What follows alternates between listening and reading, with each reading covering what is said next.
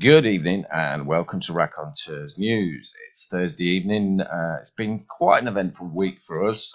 What looked like being a bit of a problem show Tuesday when our guest suddenly revealed with a couple of hours to go that she'd only got half an hour to spare for us that night turned out to be what I consider might have been one of our best shows ever. Instead of being a 2 hour show, we ran on for the full 3 hours and we've had an amazing response from that. And the great thing is, we can continue that theme tonight. And obviously, RN, one of our favourite subjects is hemp and cannabis, and we're doing all we can to promote the decriminalisation of that and for everyone to be allowed to use it as their own medicine. But as always, I'm joined tonight by the one and only Jason Holmes. Good evening, Jason. Good evening, Andy. How are you, pal? I'm all right, mate. I'm really looking forward to this night. I've spent a few hours chatting with our guest tonight, and he's a guy who really knows his onions. You know, he's right up there with the information we got from Jack on Tuesday night. So I'm really looking forward to this. And so I suppose without further ado, we ought to introduce our guest for tonight. And our guest is Steve Smith of Pet Relief, and he's all the way over there in Colorado in the USA. Good evening, Steve.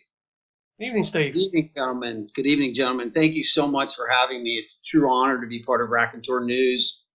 You guys do an amazing job with what you do. I love the fact that you're shaking the trees on so many levels, on so many issues, and God knows we need about 100 more of you guys, or some way to get your message out even more, because you're really doing something that is a service to everyone, really to everyone on the planet. So good on you. Oh, that's appreciated, Steve. Thanks for that. You're making me blush here. But yeah, we spent a good few hours talking about how we've actually managed to help people ourselves with CBD oil on Tuesday night. And tonight, you're going to tell us how you've been helping people's pets. That's right. That's right. We all love animals, don't we? We're all animal lovers. We all want the best for our animals. In fact, I'd say as a species, we probably prefer animals to our own species. Absolutely. At least you know what's going with them, don't you? You know exactly where you are. There's never any ulterior motive. They don't crash your car. They don't come asking for money every other day. They're wonderful, and they're always happy to see you when you come home. They're wonderful, wonderful. You know, we are all animals. So it's just, you know, again, for us, it's an honor to do whatever we can to help improve the lives of our beloved companions. Mm-hmm. So, how did you get started in all this, Steve? Oh, that's a great question, Andy.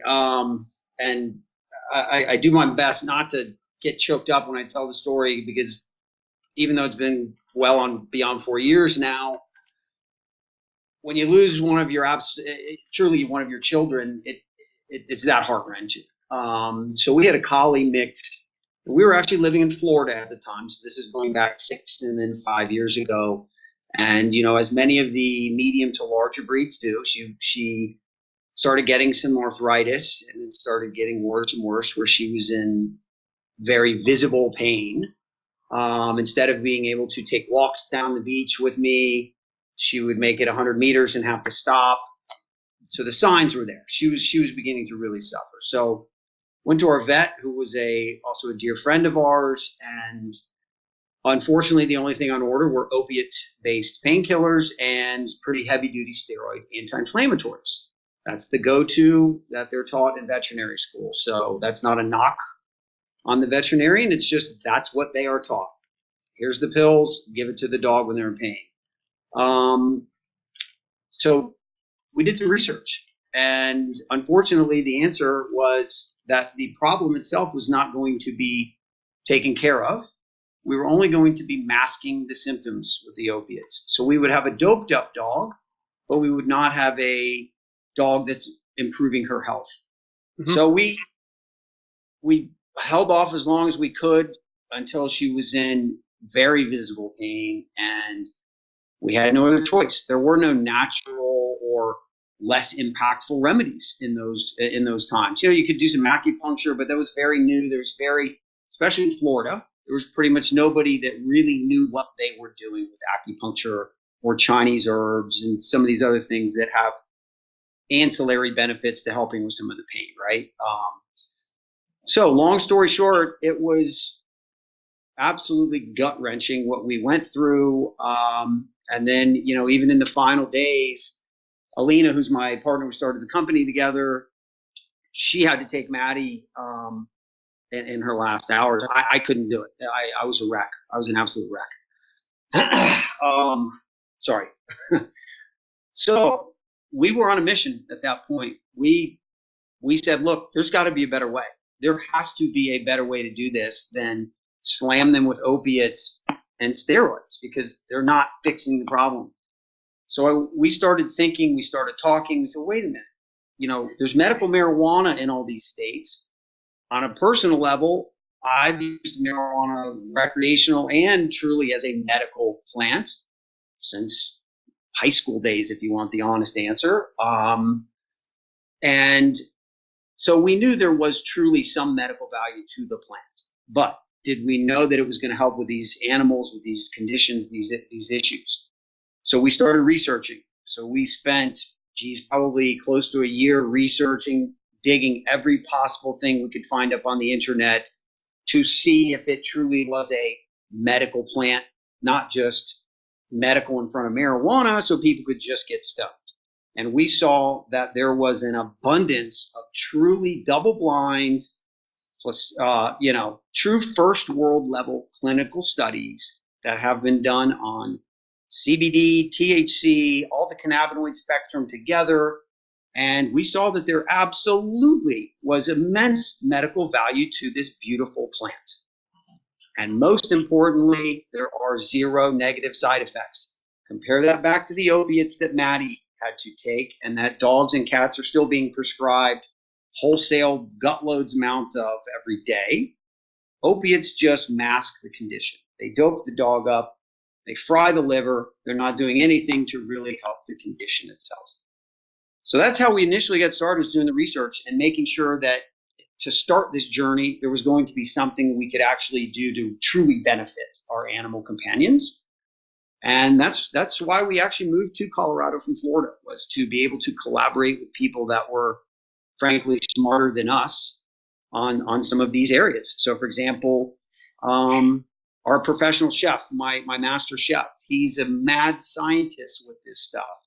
20 plus years of culinary, professional 5-star level culinary experience, many years in the edibles, marijuana edibles industry here in Colorado. And, we brought him in because, again, we wanted people smarter than us. Florida, great place, but a desert as far as having people that we could collaborate and really make products that are truly going to work. So we moved to Colorado, and then we started beginning with our research and development. We spent an enormous amount of time and money developing our products, sourcing the correct hemp, finding the absolute best way to make the extractions, and then from there to make the absolute best products. Then we did an enormous amount of actual testing. So we had vets that we worked with that had literally hundreds and hundreds of volunteer pet owners, that anywhere from completely healthy, nothing wrong, 3-month-old puppies, to very late stage palliative care, dogs and cats.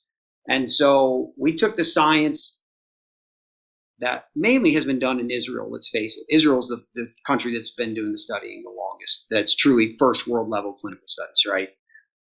So we took that science and we said, okay, it works in lab mice. Does that relate to dogs and cats? And so that's why I feel like when we say yes or no, it will help with certain conditions, or here's what here's the limits of it in those conditions even. I feel like we kind of know what we're talking about. So sorry for the long-winded answer there, Andy, but that's kind of in a nutshell how we got started, yeah.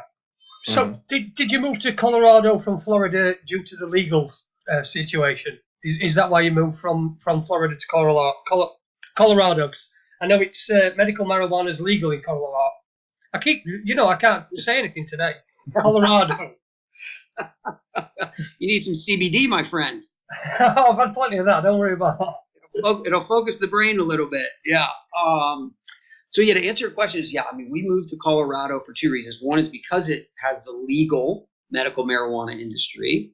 And so you wouldn't have the question marks and the raised eyebrows of people in the community. And then number two, and even more importantly, we moved there for the critical mass of very, very smart and very, very dedicated people to providing medicinal benefits from this plant, not just using it just to get stoned. Florida does not have a lot of people that have done extensive research, so we did not have people that we could really collaborate with and do things the absolute best way. And that we refused to do it to release any product, even though now we're established in the marketplace. We're pretty much all over the entire United States, multiple countries around the world.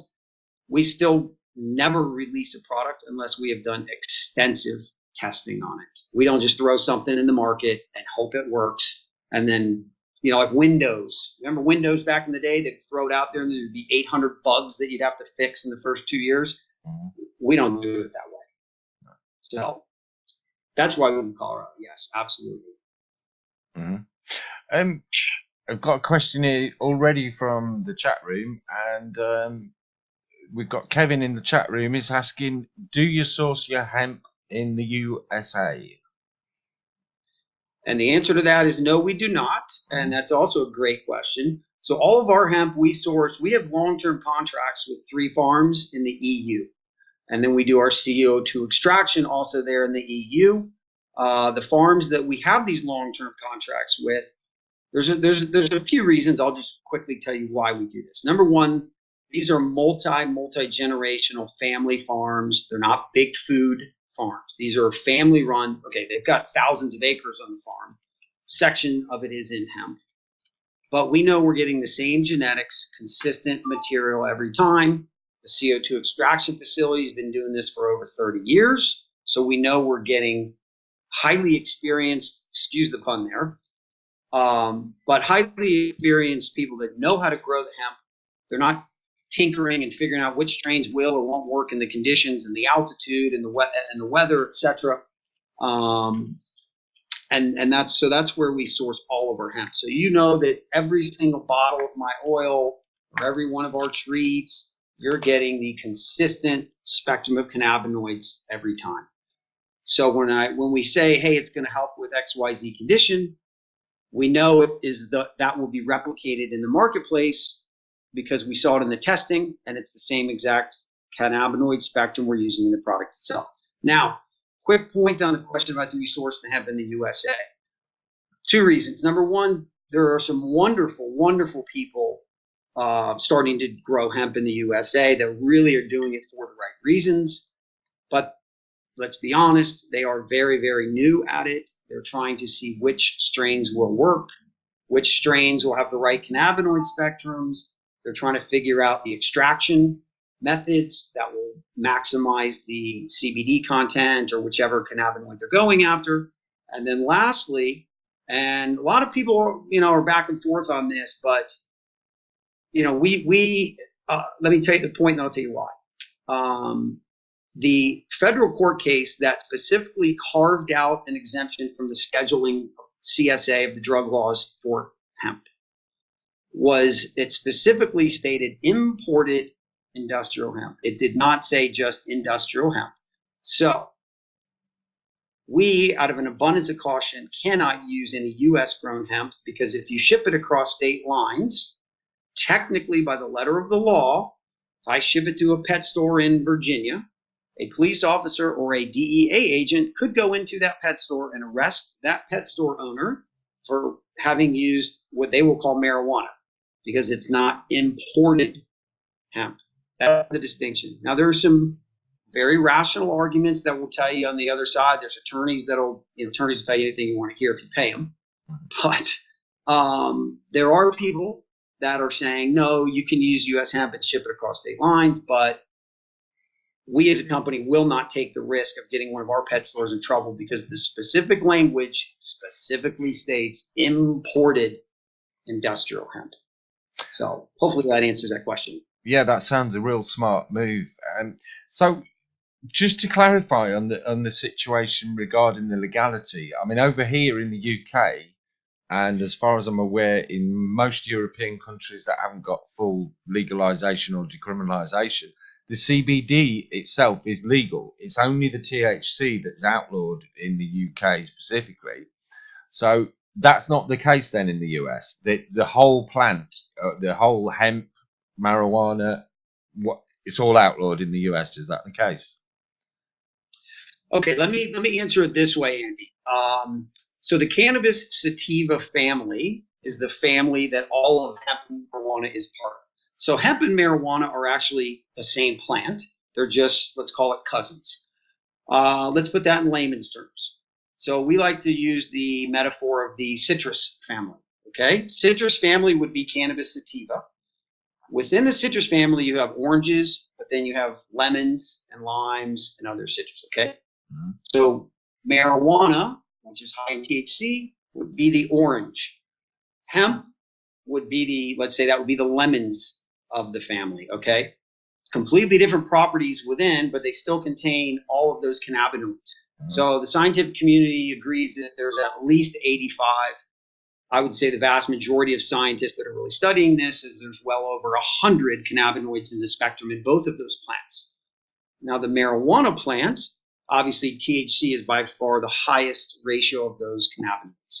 The hemp plant, by legal definition, that was randomly set in that same court case that I mentioned a moment ago, is less than 0.3% THC by dry weight. Okay, so that's what legally constitutes a hemp plant. It's a generic number that the court set during that court case, which I think was in the late 80s. I can't remember the exact date off the top of my head, but that's how hemp got classified, 0.3% by dry weight THC.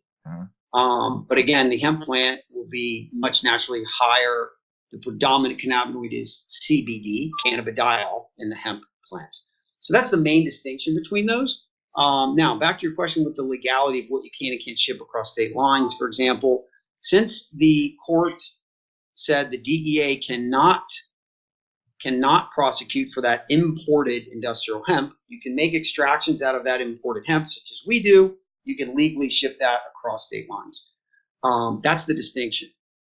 The marijuana and CBD that's extracted from a marijuana plant, those are state by state laws. So for example, Colorado, you can have a CBD THC, like a 1-to-1 extract. You can have a 30% THC. They have, up in the 90s now, some of these waxes and things the kids are smoking are like 90% THC. Yeah. But that's the distinction. So again, if I used a technically legal hemp plant from Colorado, I still can't ship across state lines.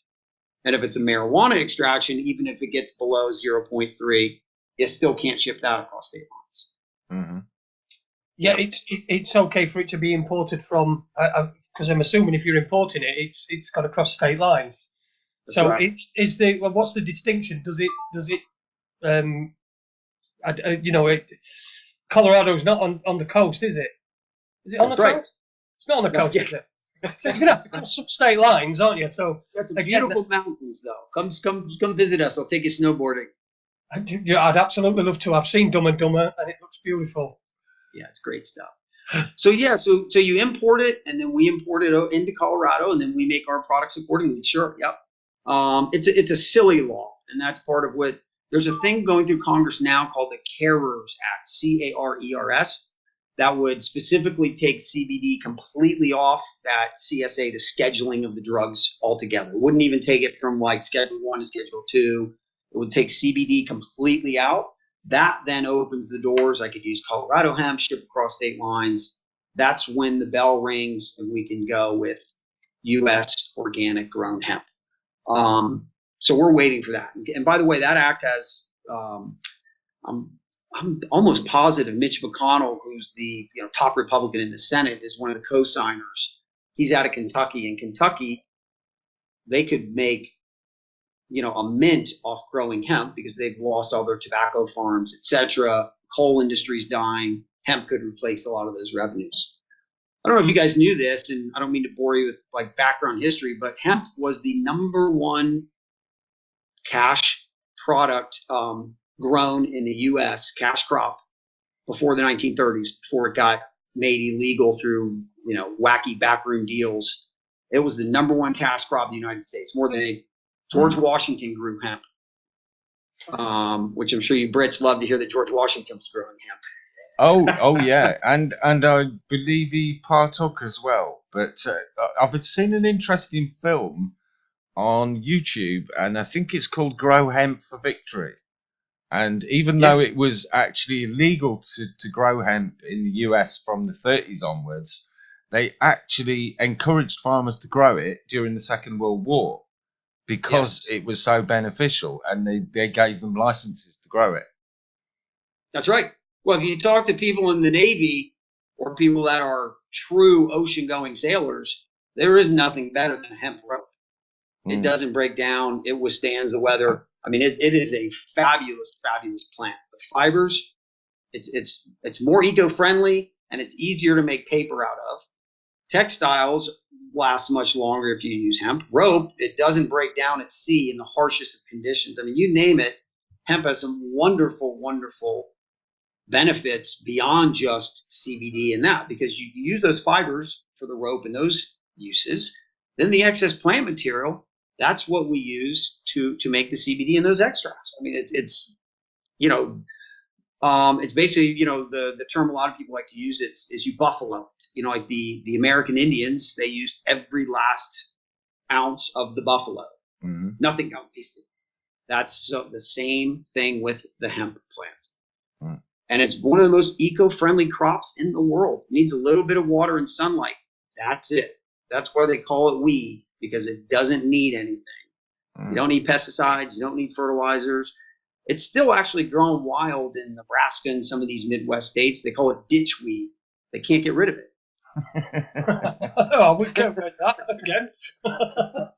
Oh, well, we've since we've been doing our extractions, I've been saving up. I've got quite a few seeds now, so I think I'm going to go out for a walk anytime soon and do a bit of guerrilla gardening. So there we go. Maybe Lincolnshire will become the hemp capital of the UK.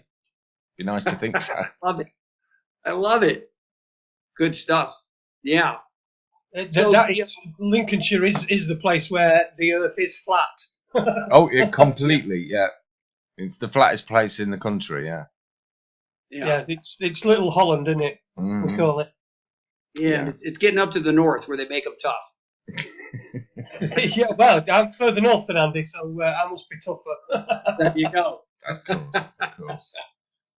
So I don't know, you guys. So speaking of the cash crop, I was just and I don't mean to bore you with history lessons here, but hemp was the number one cash crop, but it got caught up in a political.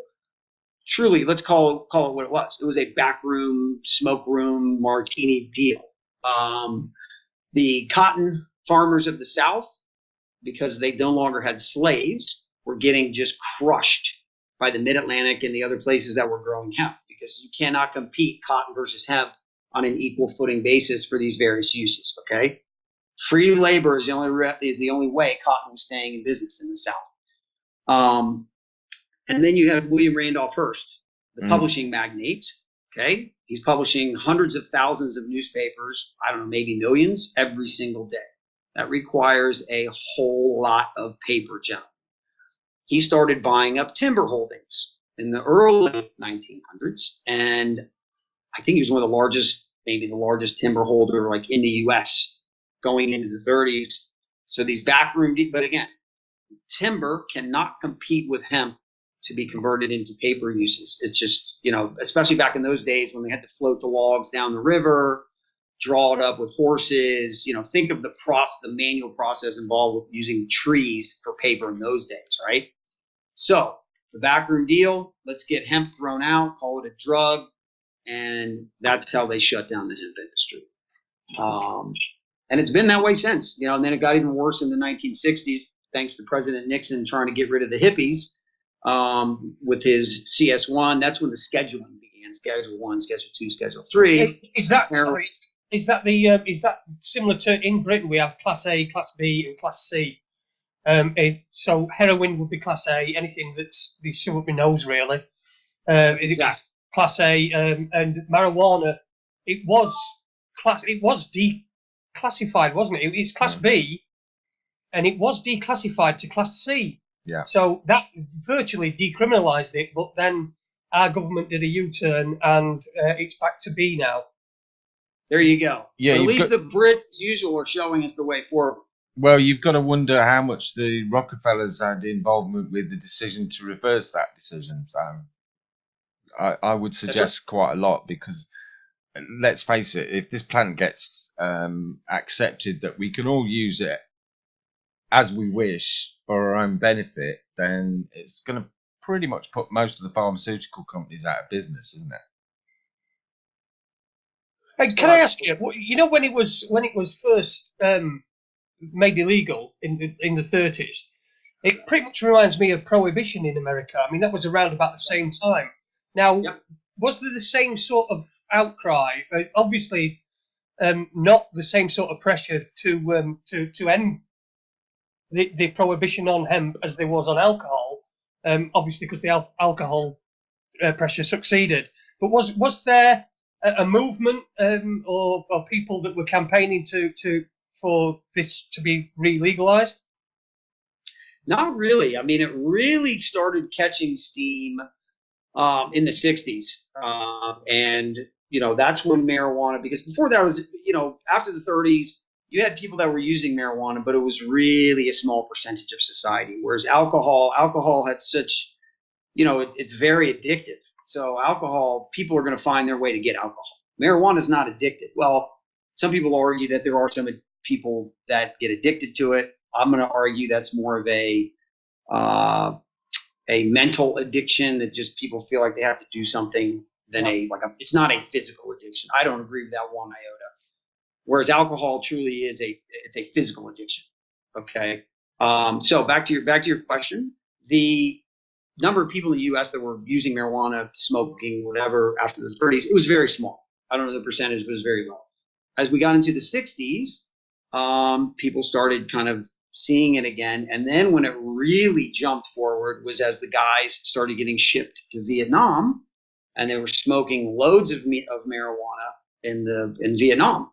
And then the hippies, the people that were protesting the war, this was kind of a counterculture movement. I'm not going to go drink a bottle of vodka like my dad, who would drink a bottle of vodka and beat the mother up. He'd be going and crashing the car. They're smoking weed and dropping acid, and it was the counterculture. That's when marijuana really took off.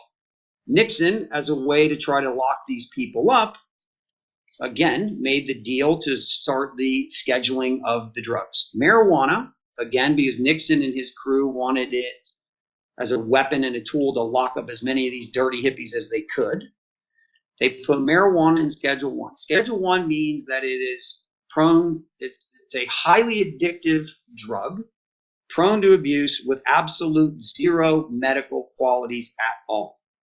Other things in Schedule 1 are heroin, LSD, okay, some of those. Cocaine is Schedule 2. To give you an example, okay, they say cocaine is less addictive and has medicinal benefits superior to the marijuana, the cannabis plant. That's how crazy political that scheduling system is. Now, again, I don't mean to sidetrack. We're talking about pet stuff, but let me quickly tell you the political angle of this. There's a lot of cynicism going on right now, and the DEA, any day now, they've said they're going to release an announcement very, very soon. So I'm assuming it's going to be within the next week of what they're going to decide about descheduling marijuana, or scheduling marijuana. The talk in the cannabis world, hemp industry association, people that are in the marijuana business, the talk is that they're going to take Schedule 1 and move it to Schedule 2, same level as cocaine. Marijuana, people that really haven't studied and gone and dug deep into this are like, oh, woohoo, we're getting rescheduled. Here's the problem. Cocaine can only be prescribed by specially trained doctors. Your local MD cannot prescribe cocaine, okay? CVS, Walgreens, the two big pharmacies in the US, cannot dole out cocaine, okay? So the concern, and the people that are truly activists in this industry, is that this is a backdoor way for the federal government and the DEA to control their power center. Because if you move it to Schedule 2, the DEA still controls your destiny. And if only specially trained doctors and specially trained pharmacists can work with this drug, then all these supposed medical marijuana dispensaries could technically get put out of business with a stroke of a pen. Because you can no longer have a 25-year-old kid back there dispensing marijuana and giving, because let's be honest, some of them give some pretty crazy medical advice. I've been in a ton of the dispensaries in Colorado, listening to some of these guys and gals behind the counter. In all honesty, the vast majority have no idea what they're talking about. Can you give examples? Telling people, oh yeah, just smoke this, it's going to cure your cancer. Oh, you have MS? Yeah, use this strain. They don't know what they're talking about. They heard another bud tender say it an hour ago, and they're just parroting it. Or they're trying to tell people, here's another one that I hear constantly with the high CBD stuff for the humans. Oh, it's 1 milligram per 10 pounds of body weight for anything. Absolutely not true. There is not one clinical study that shows you have X amount of milligrams of CBD per body weight for a condition. It varies per animal. It varies per condition. It varies per how fast or slow your metabolism is. Other environmental factors that you've dealt with over the years. There are a multitude of factors. When we consult with our customers and our retail partners, what we always tell them, because we have to be honest. We as a company try to be, we're honest. If we don't know an answer, we say no. If it won't work for a situation, we say there's nothing to back up that CBD will help with what you're asking me. Okay? It's not a magic potion. But you would think it's a magic potion if you hung around in those dispensaries in Colorado, in all honesty. My personal opinion is they need to rein a little bit of that in. You should not have 25-year-old kids playing doctor. That's not right. When people have severe issues, that's not right. So that said, even with our oils, there is a little bit of there's trial and error, to be honest. So we have developed recommended standard kind of dosing that's for the most animals with your average to a little above average type of condition they're dealing with. But if it's let's say a severe pain issue, they're going to need to increase beyond what we say is kind of the recommended standard amount. So, that's kind of where we're at. But it's a plant. If it's truly a plant-based extract that you've done proper CO2 extraction, you don't have any of the alcohol or any of the other suspension agents that are dubious. If you did not use the butane extractions, which we'll talk about more of shortly, as long as you've done things the right way and it's in the right condition in the final product, it is impossible to overdose. So, you could drink a whole bottle of this, 300 milligrams of actual CBD, and all you're going to do is get extra CBD. It's not going to hurt you. So that's the beauty of it. Mm-hmm. Okay.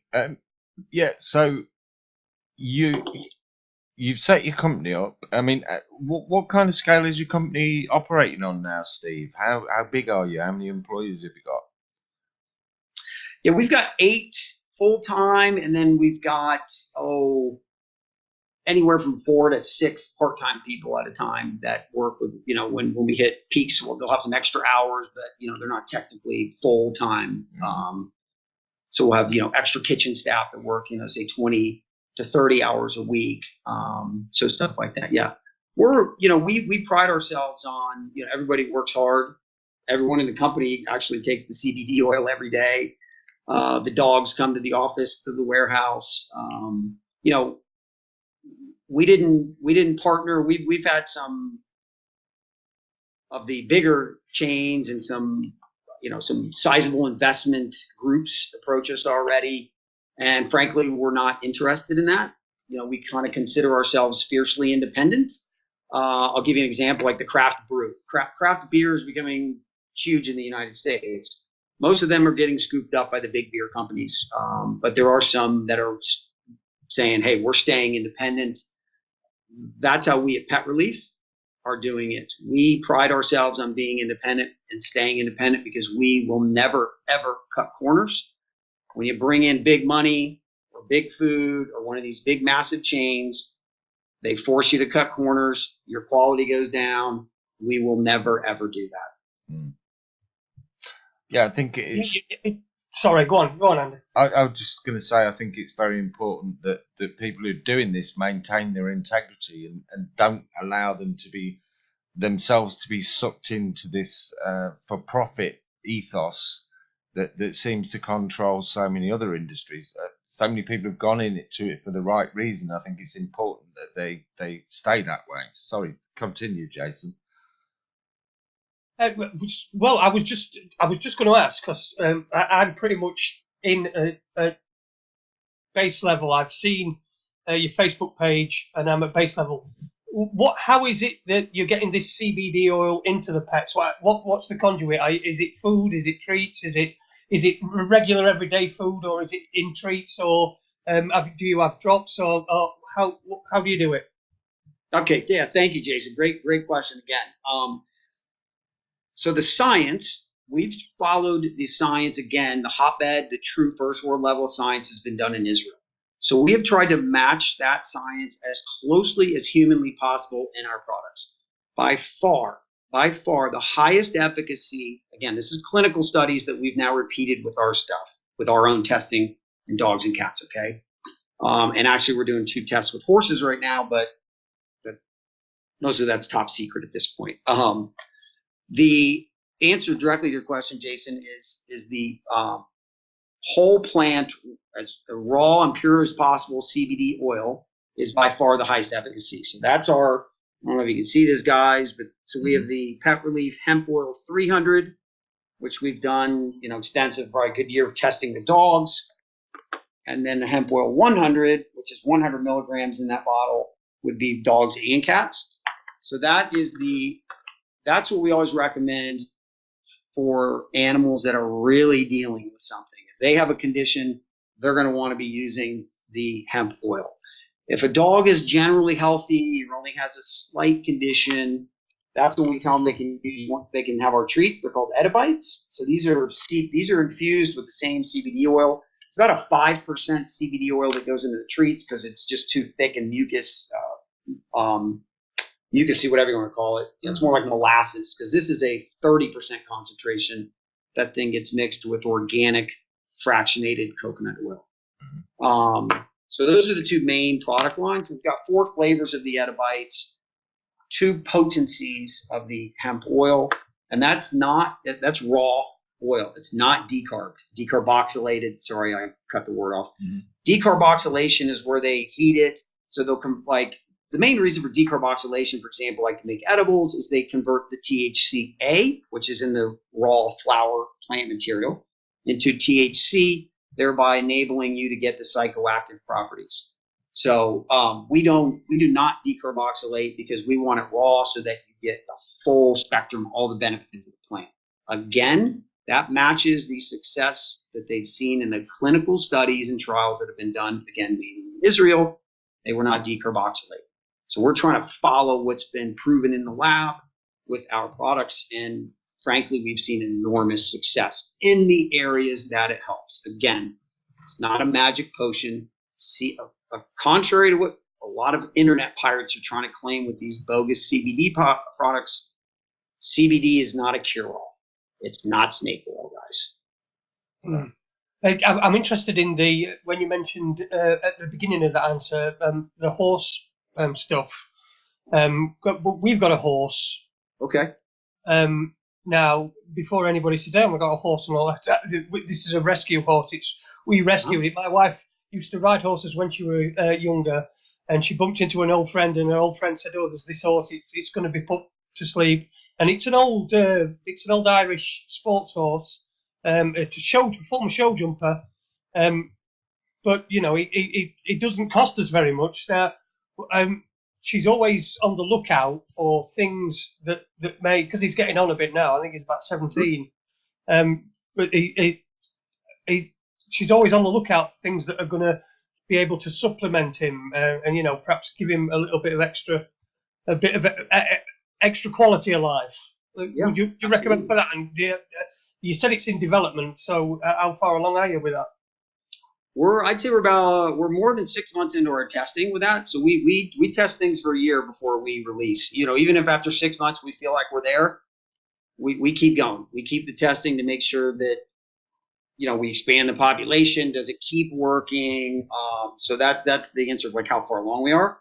But I will tell you this. I'll give you this at least teaser. Everyone thinks, oh, it's a horse. It's going to need, if a human needs 50 milligrams of CBD, a horse is going to need 500 milligrams. Not true. Not true. It's because of the size of their brain, the central nervous system area, of how the size of that brain. That's where your CB1 receptors are, okay? So the number and the penetration of CB1 receptors are not much higher in a horse than they are in a human. They're pretty close, actually. Therefore, they don't need loads of CBD to get the same benefits. It is a different amount than you or I, but that'll all be coming out as we release the products. But I'll just give you that teaser. So it's not. So basically, if anybody says, "Oh, it's a horse, so it needs 1,000 milligrams a day," they're just trying to sell you BS. They're just trying to make money off you. Mm. So I hope that helps. Yeah, it certainly does. Yeah, and if you can get into that market, that is a huge market, the horse market as well. Yeah, and it's not a well-served market, again, for pain management. Some of the stuff they give horses, like the horse tranquilizers and things that control their pain, it's even worse than they do for dogs and cats. The impact it does to those poor horses. And it's almost like it's a shame that horses, when they start getting older, they are not treated as well as dogs and cats are. Horses tend to get like you rescued that one. Most of them, as they get older, they just, little Sally gets bored because she's now 20 and she's off to university. The parents don't want to deal with the horse anymore, so it just gets dumped. And it's a shame, but that does happen to a lot of horses because horses are not cheap, as you know, Jason. The boarding, the feeding, horses eat like horses, right? Yeah. Yes, he certainly does that. But we've had him 5 years now, and we won't be without him. And at times it really has been a struggle. But he does get plenty of exercise. He's loaned out to a couple of people, so they come along and take care of him, and he gets ridden out quite a lot. So he's getting plenty of exercise, and we're hoping he's enjoying this part of his life. Yeah. So what about dogs and cats? Most people have either got dogs and cats. I had a lovely little ginger female cat, and she were only about 2 years old, and she got renal failure. Now,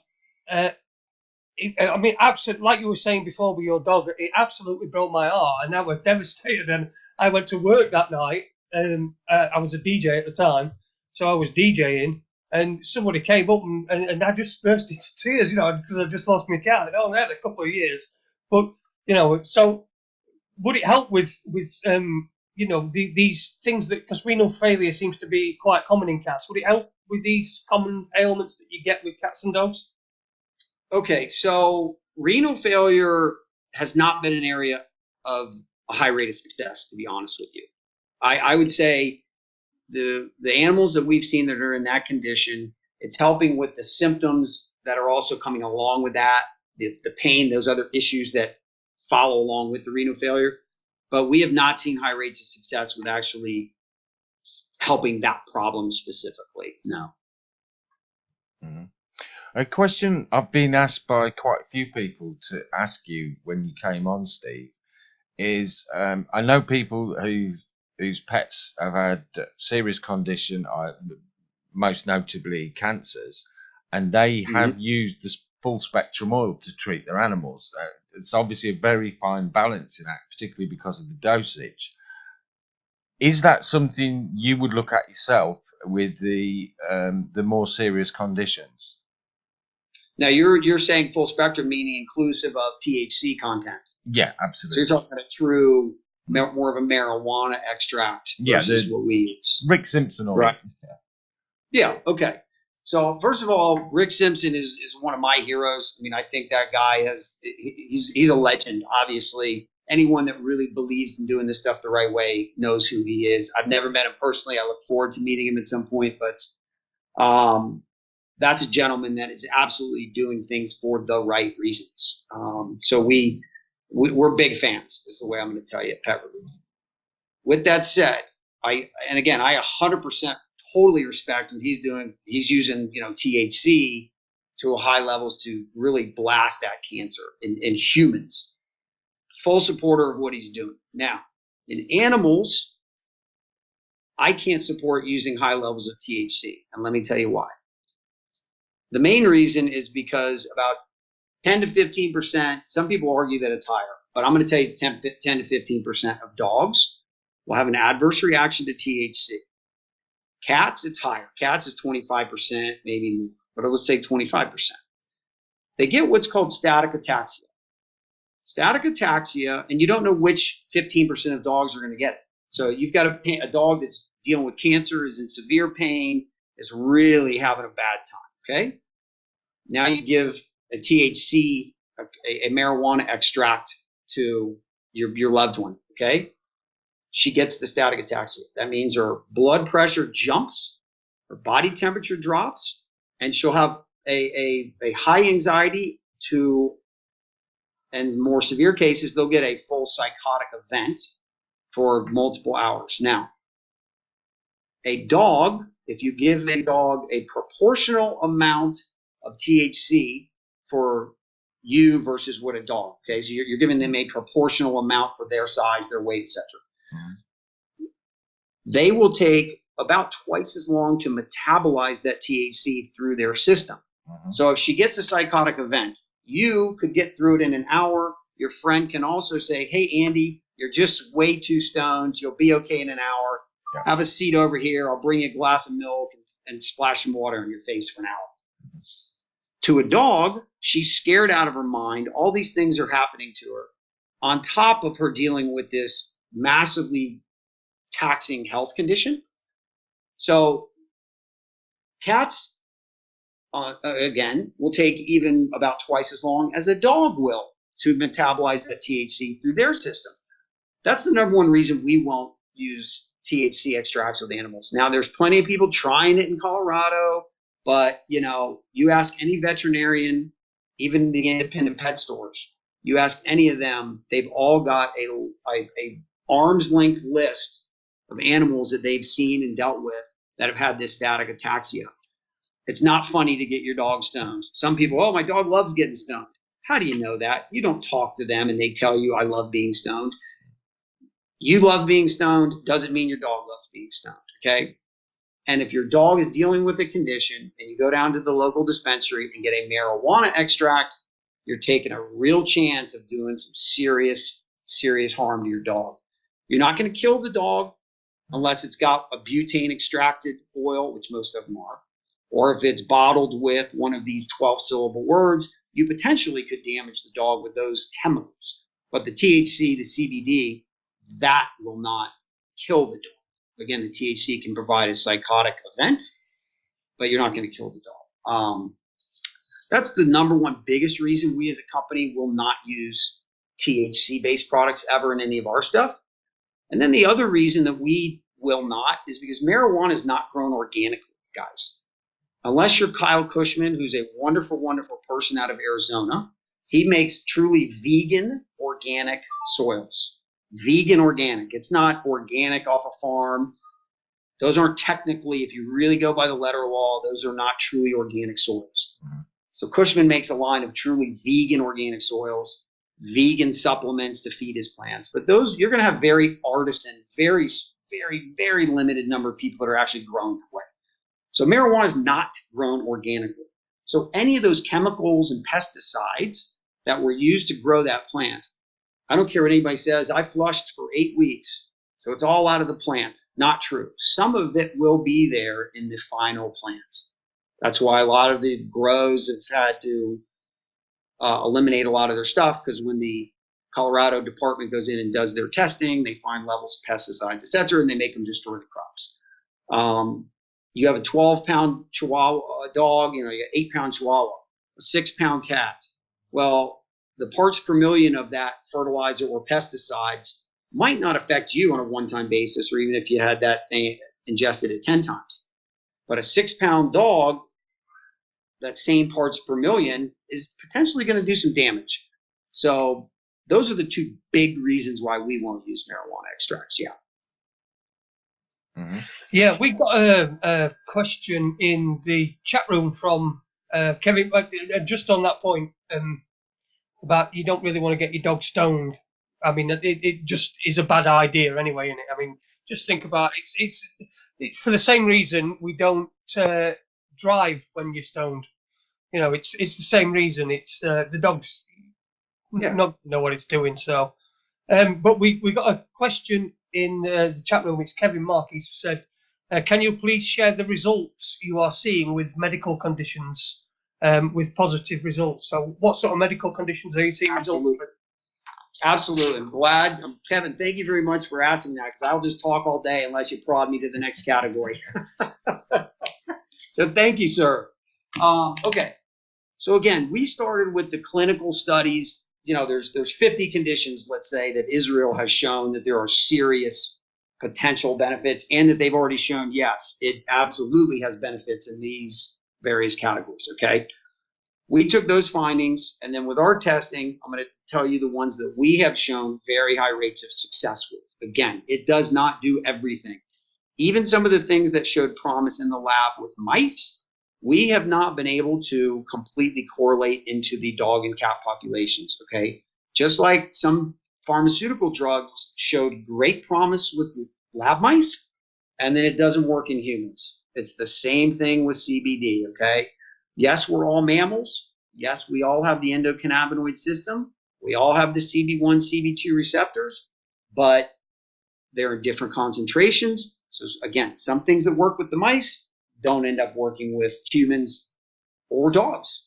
Some of the human stuff is not the same as dogs either. So to get straight to your question, Kevin, I'm going to tell you cancer, but let me put a giant asterisk. Listen very carefully to what I'm about to say. We are not claiming that the CBD oil is going to cure cancer. It will absolutely help with the symptoms that come along and follow with cancer, the pain, the malaise, the suffering, and the massive boost that CBD provides to the immune system is going to help alleviate the overall suffering that a dog or cat goes through when they have the cancer. We have had some, I'm going to say it's about 5% of our of customers of ours that have actually eliminated cancer using high. They're just blasting the CBD oil like lots. And with the cancer, for some reason, a quick note there, it seems like if they do really high doses for like a 3-4 day period, and then no CBD for 2 days, and then blast again for 4 days, and then nothing for 2 days, that seems like they're getting better results with the cancer issues.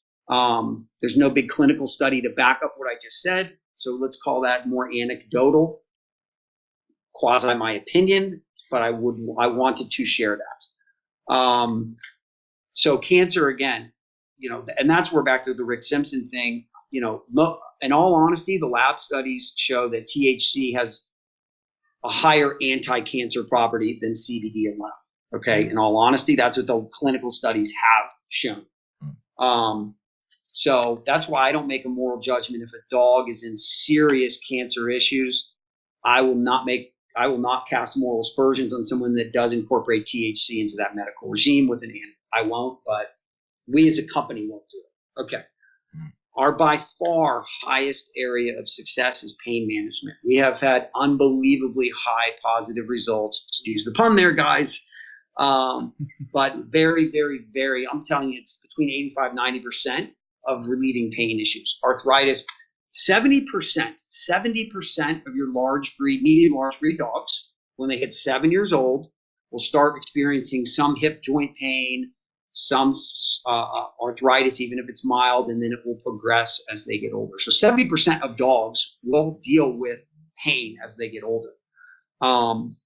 We've had enormous success with that. I mean, I could bore you for the next hour reading testimonials to you of people that have literally, we get phone calls at the office the year 2016, we're getting phone calls with people literally choking back tears or breaking down in the middle of the conversation. I was about to put my dog down. She's not even walking anymore. And all of a sudden, within a day of using your guys' oil, she's up and she's moving around. They don't become puppies again. Again, this is not magic potion stuff, guys. Mm-hmm. But it's taking dogs out of extreme life-ending pain to where they can actually function. They may still pass 3, 4, 6 months down the road, but that last 3, 4, 6 months, they're not suffering and they're not doped up on opiates. They actually have a somewhat quality of life in their last days rather than just laying on the floor doped up in a pile. Okay. So pain is our number one area of success, everybody. Canine epilepsy. You can go on the Facebook page, Facebook groups dedicated to canine epilepsy. You'll see Pet Relief talked about up, down, right, and center on those Facebook groups. I'm going to tell you we're about 50% with significantly reducing the severity and or the frequency of seizure activity in the dogs and the cats. That one's been extremely heartwarming to us because, you know, anyone that's ever had a animal or a, God forbid, a child or a family member that has seizures, you know that at any moment that animal can die. Mm-hmm. A seizure can kill like that.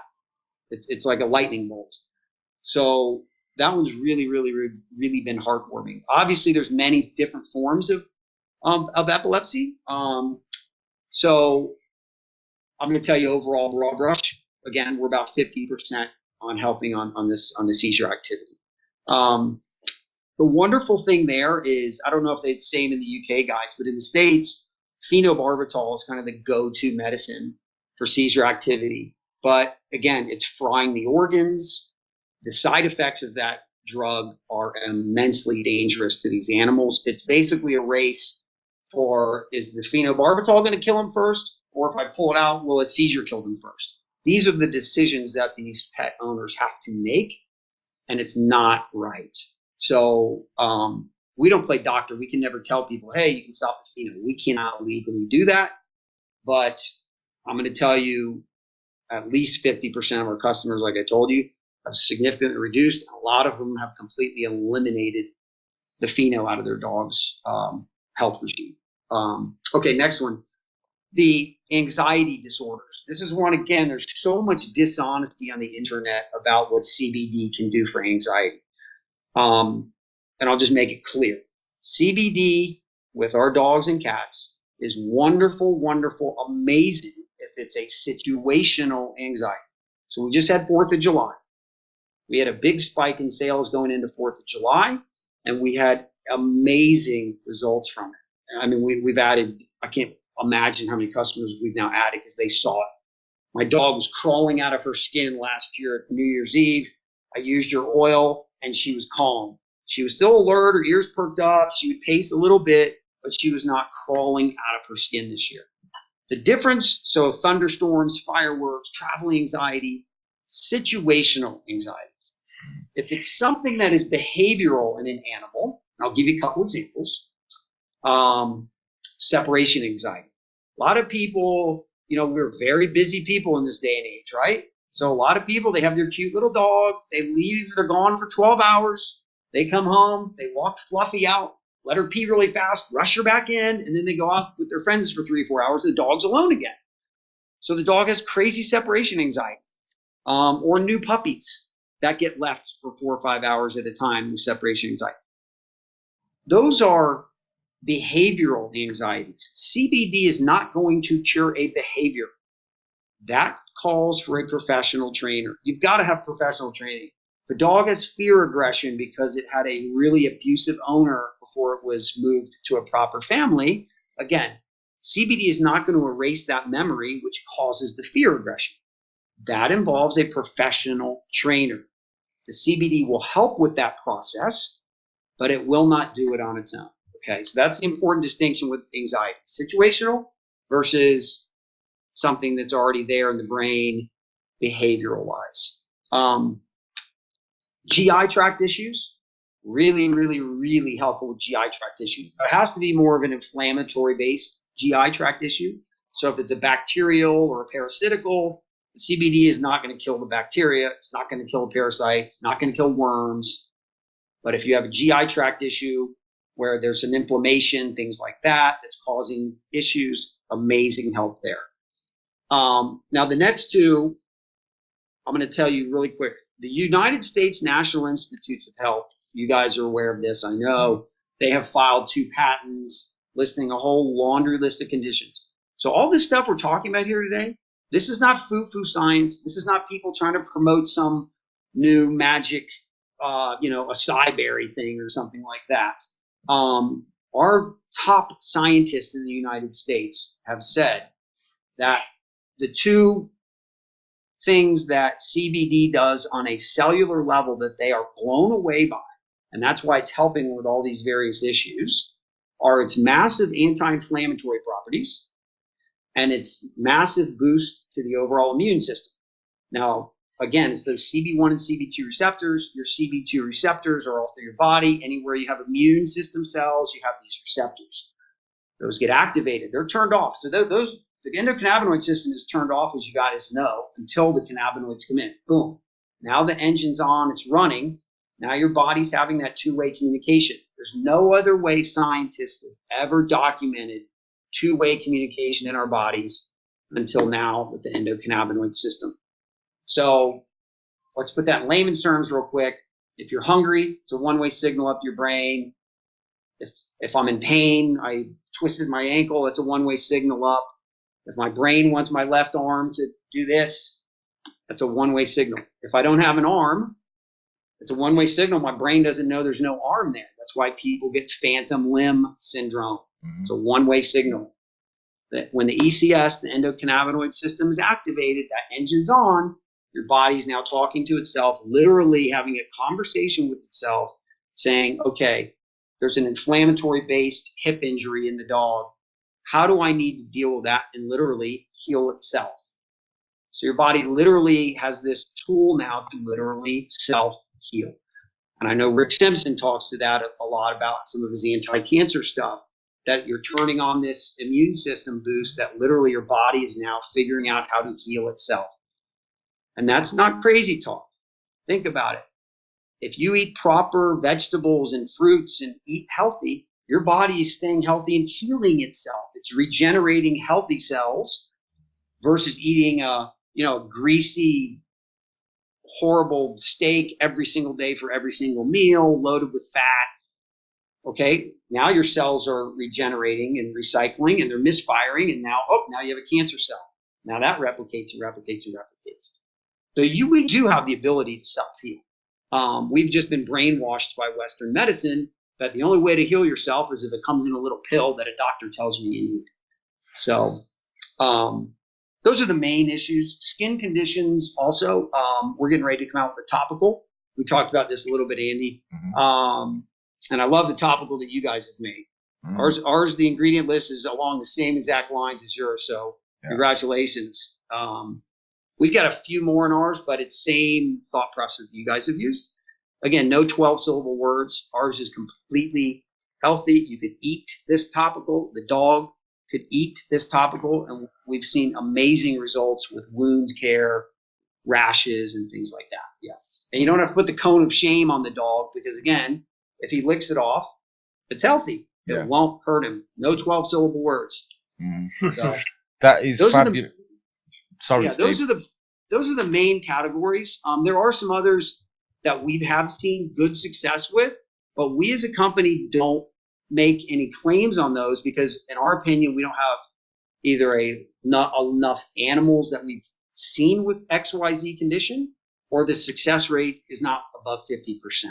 Well, so, one of the great things about doing shows like this is we get guests like you that have got so much knowledge and so much insight. I mean, this is absolutely fabulous. But what I think we're just about ready for our.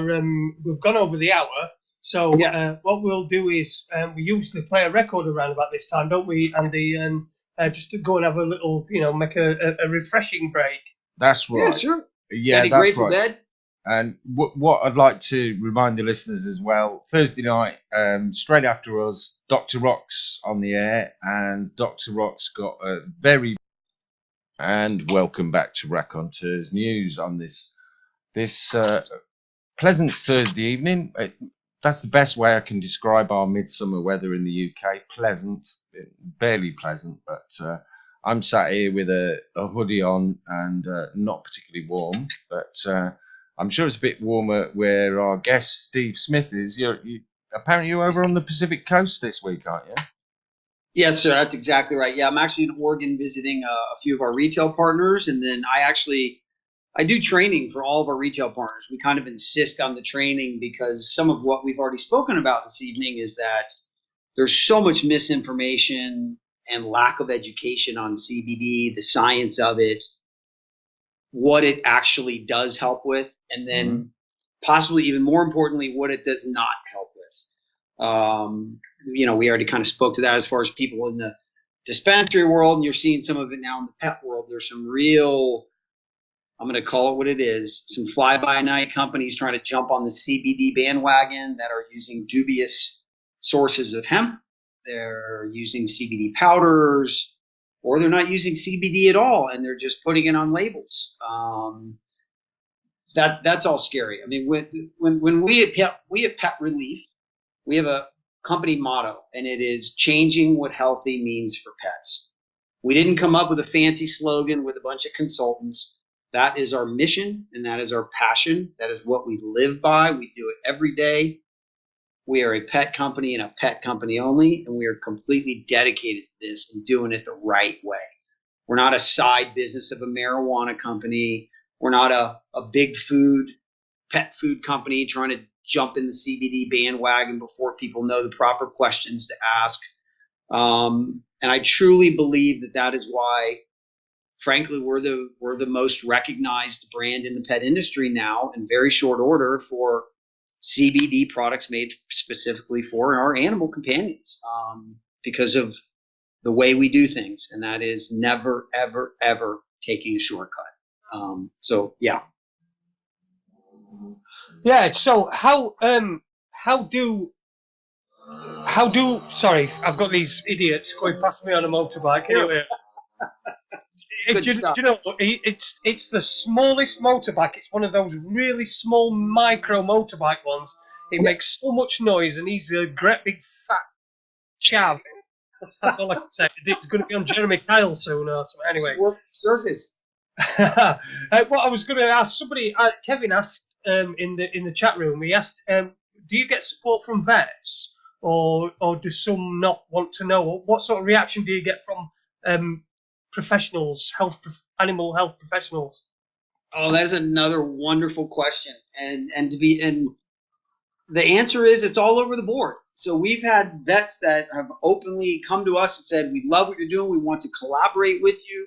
We've got vets, not in all 50 states, but in many, many of the states that are actively recommending our products. They don't prescribe our products because it's legal. It doesn't need a prescription, okay? But they are openly recommending it and saying, here you go. You don't need the opiates. You're not in the scale, on the 1 to 10 scale. If the dog's in 9 or 10 range, unfortunately, if they really want to control that pain, opiates might be the answer when it's at 9 or 10. Anything less than that, the CBD will control that pain to a point where the dog's life is manageable. So back to the question, yes, we have a whole lot of, we have vets all over the U.S. We have vets in Canada. I've got vets now in South Korea that are openly and actively recommending our products because they've seen how they work. A good number of them have called and they speak to me or one of my staff, and they'll ask a lot of questions. And then at the end of the conversation, 9 times out of 10, okay, great. I finally found a company that we trust and that we will work with. We're going to start recommending your products. So that's to answer the question. Yeah, we have not actively, I'm not hiring any reps that are going to go into all the veterinarian places. So it's been customers that have actually gone to their vets where the vets are like, hey, wait a minute, the blood work 3 months ago versus the one we just took, "Oh, what the heck did you just do?" And they'll be like, "Well, I've been using this pet relief stuff," and they're like, "Oh my God, I've been hearing about this," and the proof's there because the vets will see it in black and white. The dog is now walking around again in their office. The blood work is there to show that the dog has made improvements. So yeah, the veterinarian world is, I would say, much more quickly becoming accepting of CBD oils than your MD human medical doctor world is. And I don't know if that's because I don't know. I won't make any political comments there, but veterinarians, I'll put it this way. Veterinarians seem to be much more open to the whole body healing type of a mindset versus here's a pill for that one specific condition mindset. I hope that makes sense. Yeah, certainly does. Yeah. And we sort of we seem to be moving into a world where people can see that all the facades are sort of cracking, and they're seeing that word of mouth and testimony from actual people is much more powerful than having some actor pretending to be a dentist, to try and sell you their tooth. But if somebody they know says something to, say something, that is far more powerful than the facade that's been built up. And the facade that's been built up is just crumbling away. Yes. And that's thanks to people like you guys. And I'm not saying this because we're having this webinar, but it is absolutely because of the internet and the sharing of information that those walls are crumbling now. The big media, big pharma, big drug companies, big food, DEA, FDA, their ability to control the message and keep us in our little corners is fast going away. You brought up a very good point there. You watch the American telly anymore these days, and you're bombarded with, and I don't watch much TV, but I'll be watching a sporting event. I was watching some of the Wimbledon this morning, and it's like they're throwing these commercials at you with these dancing around 65-year-old people, and then here's this drug that they're promoting, and you're like, oh, geez, maybe I need that. Look what it'll make me do. It's total subliminal mind screwing of people. But then they start listing the side effects. You might have this, and it's like 50 horrible things, and that's the problem.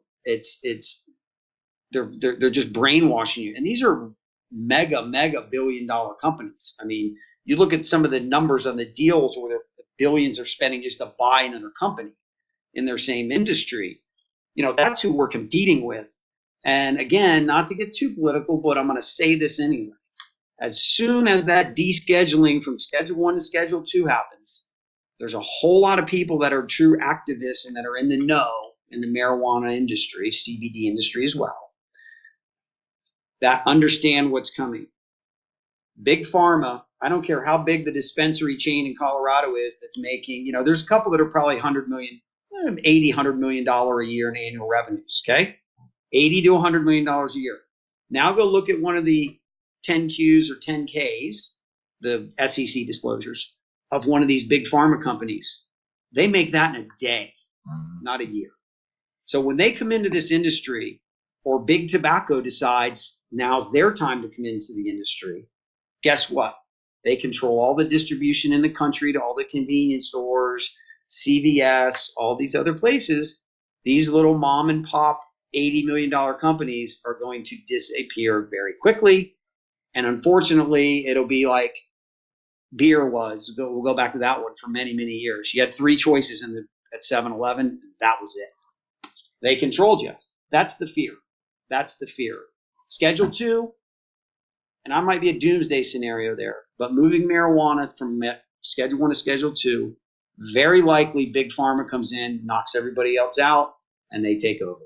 Then you've got the problem that companies like Monsanto are going to get involved, inevitably going to get involved, and then we're sort of moving away from what the whole point is to have all the good stuff they're going to be taking that out and replacing it. You know that, don't you? Oh, big pharma will not look at it as a medicinal plant because they don't want their pain pill $100 billion cash cow to go away. They'll shut the marijuana down or make it where it's, more recreational side, not for pain management or any of that stuff. Okay, if that makes sense. They'll shut down the medical part of the marijuana, and it'll turn more into just recreational money-making thing for them. So people like Rick Simpson and these other people that are trying to do it, the gentleman that we talked about earlier, Andy, we're having our private conversation that I'm going to put you in touch with, that are truly going after the medicinal qualities of these wonderful, wonderful plants. These big companies don't give 2 cents crap about using the whole plant. If they can't turn it into one molecule and patent it and charge you 500 times what it costs, they are not interested. That's another problem with whole plant extracts like you got here. That cannot be patented. The U.S. Supreme Court has said you cannot patent a plant. GW Pharmaceutical out of England is working on patenting Epidiolex, which is a anti-seizure medication, which is a derivative of the hemp cannabis plant, but it is a CBD isolate. So it's just the CBD molecule itself. It doesn't have all the other cannabinoids. And they've already published some initial results from that. It's showing promise in their initial pre-trials. And I think it's with Dravet's syndrome in children, young children that have Dravet's. And they said they have about a 35% success rate with helping control some of that. Well, geez, with our whole plant oil, we're 50% with dogs. I mean, so, again, you cannot patent a plant. So there's a lot of things circling this industry right now, and it's moving so fast that, the people really involved in that really are passionate and care about this for what it really can do for us as animals. We've got to be aware because there's some unbelievably deep pockets that can squash us like bugs if we're not careful. Mm-hmm. Yeah, I mean that is always a danger with this. I mean, as far as we're concerned, we want people to have the right to grow it and to use it in whatever way they see fit. Once you start getting the pharmaceutical industry involved, you've got that danger that they're going to squeeze everyone out and control it to their own agenda. But you've also got the major issue for me is the fact that I tend to call them a pharmaceutical industry because most of the stuff they're peddling is not in any way, shape, or form good for you. If you've been in a car crash and your leg's broke, then it's probably a good idea to go to a hospital. But for general malaise and a lot of the medical conditions that have been becoming more and more prevalent, such as fibromyalgia, chronic fatigue syndrome and things like that, I've seen people having a lot more success treating themselves by natural methods than simply trusting the man in the white coat and popping a pill. And also you've got the danger of the government getting involved, and then it simply becomes a revenue raising exercise, and they're going to put all kinds of restrictions on it that prevent you from getting the full benefit of that plant. So I'm fully in agreement there. Keep your hands off. This is the people's plant. That's right. But even then, it has to be done the right way. I mean, again, you've got. I'll bring it back to the pet industry again. There's a whole lot of, since there is a lack of education, there's a big opening for some of these, I'm going to call them again, internet pirates that are out there peddling bogus products. And there's some actually out there that have shelf space in some pet retailers that are not using proper sources of hemp, or they're not being completely forthright about how much actual CBD is in their products, or how their CBD is extracted. There's any number of things that people, the average, if one of my pet retailers, if she owns 3 stores in a city, okay, she doesn't have time to spend 15 hours doing the research on all these questions that she should be asking to identify which CBD brand product she wants to bring into her pet stores. I'll give you a couple quick examples. I'm not going to mention any names. I'm just going to tell you categories. Again, I talked to you earlier about we follow the science that was proven in the lab to work in Israel. That's how we make our oils. It's as close as possible. So you could arguably match the quality of my product, but you can't surpass the quality of my product, okay? If I wanted to just be a quick buck, make as much money as we could and run to the hills to the next fast buck pyramid scheme, then I would be doing CBD powders. CBD powders are now kind of flooding the internet and the human and pet world. There's CBD powders that are getting some shelf space in pet retailers in Colorado and elsewhere, actually. The reason you don't want CBD powders is clear. The vast majority of CBD powders are sourced from Chinese hemp. Chinese hemp is grown in what's called phytoremediation plots.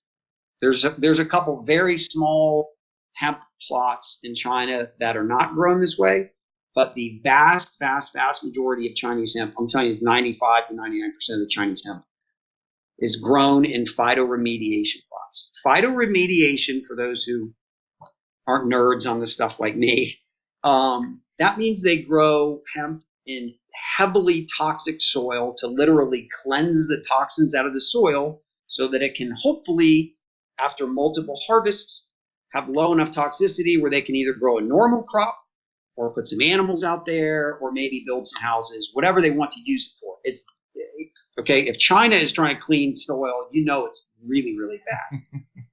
Heavily laden with lead, cadmium, arsenic, various other heavy metals, okay? Hemp, sunflower actually does it also, but hemp is the go-to crop. They plant the hemp in these heavily polluted fields because hemp is one of the only plants, there's like only a couple that will not die by the time it hits 4 to 6 inch sprout because of the, if they try to plant soy, by the time it gets to like 4 or 6 inches, it dies because it has lead and arsenic just killing it, okay? Mm-hmm. Hemp will survive. It's a tough, hardy plant. Again, it's a weed, right? So it grows and it sucks all that toxin out of the soil into the plant. Up until just recently, they were taking the plant, using the fiber parts to make clothing and textiles. Quick side note there.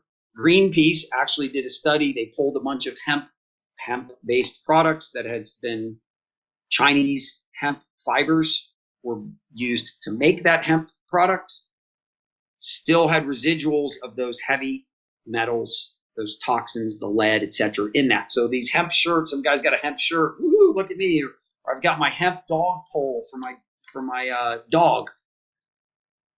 Greenpeace tested them and it still has residuals of those lead, etc. So back to the point, phytoremediation, they grow it, sucks all the toxins out, they use the fibers. They would just burn the rest of the material because they couldn't even feed it to the farm animals because it was killing the farm animals. You got to hand it to the Chinese. They are brilliant at business, and they don't have morals to stop them from making decisions that you or I would never do. They take all that excess plant material, they ship it by the container load. There's a couple of facilities. One of the big ones is in Britain, guys. And they heat and chemically process that heavily polluted material into CBD powders. They're basically trying to burn and chemically castrate everything else out of the plant to get these, they call them CBD isolates. They'll claim it's 99% pure. Don't believe it. It may be 95% pure, but you still have 5 to 3% of those heavy metals and whatever else was in that plant is now in those powders. If I wanted to use powders, it probably would cost me like about 1/10 of a penny to the dollar of what it costs us to do our oils. Because again, you grow it right, you do the supercritical CO2 extraction, you do things right, it costs money to do things right. So that's my warning call on the CBD powders that are starting to really kind of flood the market. Because you can buy bulk CBD powder for nothing. There's resellers on the internet, you can buy it, and who knows what else is in the powder, or they get enough that they can fill a little capsule up. I don't know. But that's one big warning in the powders. And then another quick warning while we're kind of on that point is labeling. Since there's no real regulatory body, the other thing a lot of companies are trying to get cute with, particularly in the human side, but also we're now starting to see some on the internet again with the pet side, is they'll tell you on their label, oh, this is 1,000 milligrams of CBD, okay? My company, we have everything random batch sample tested.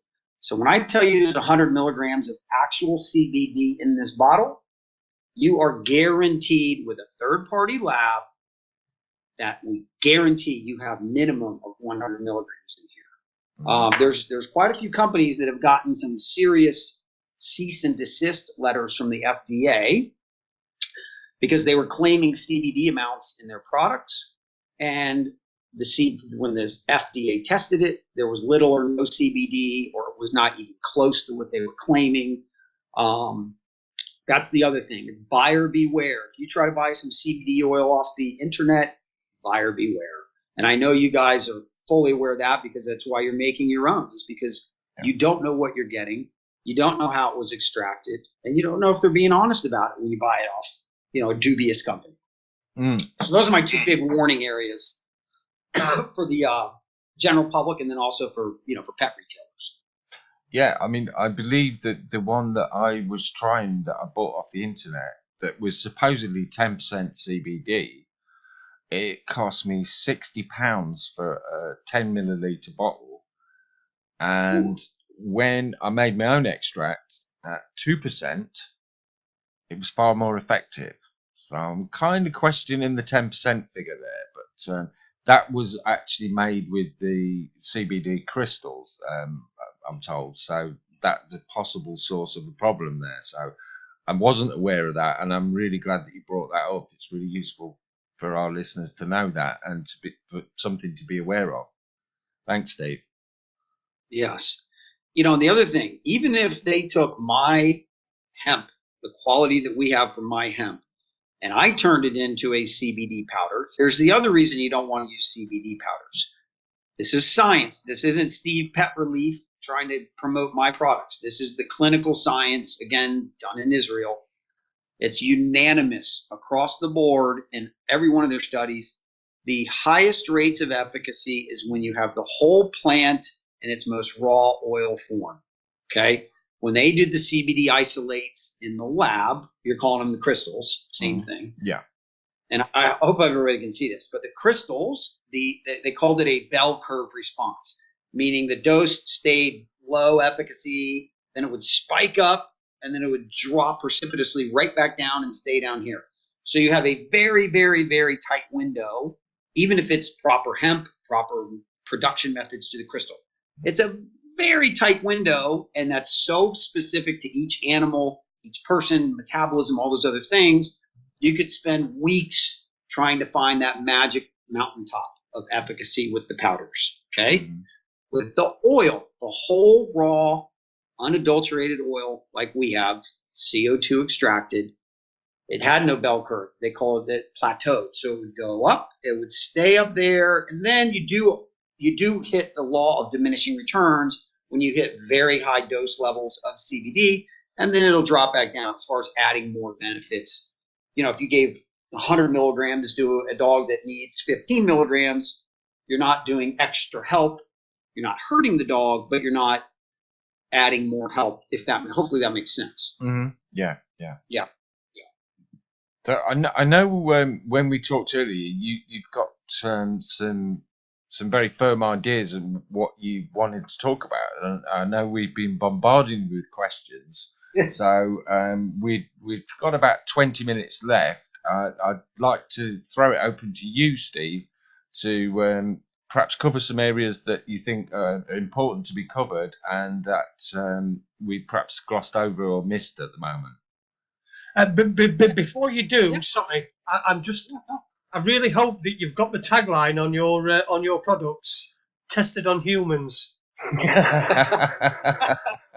Well, we've got a lot of humans. I actually use the oil every day myself. I take 4 full droppers of this every day, 2 in the morning, then 2 later, about 3 o'clock every day.